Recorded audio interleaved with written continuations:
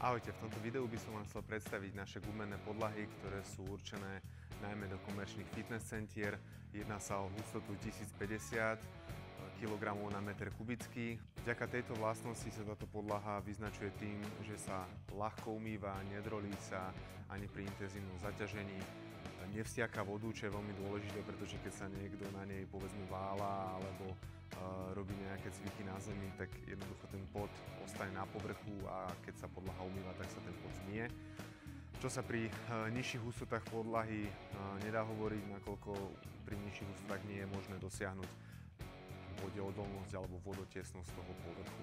Podlahu vyrábame z SBR gumenného granulátu, ktorý je vyrábané najčastejšie z automobilových pneumatík. Máme ju v dvoch vyhotoveniach, a to so šedým EPDM alebo čisto čiernu.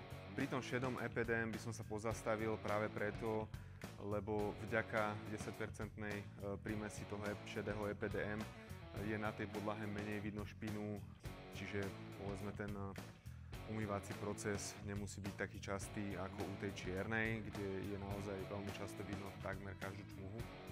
Čomu by som ešte dodal dôležitosť je práve formát puzzle 1x1 meter, ktorý je vyrezávaný na CNC plotroch s presnosťou na 1/10 mm, čiže naozaj tie spoje, keď aj k sebe priložíte, tak sú veľmi ťažko identifikovateľné, pokiaľ je podlaha v jednom celku.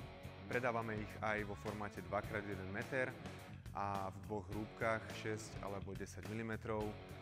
A každú z týchto podlah, ktorú som spomenul, máme väčšinu času skladom.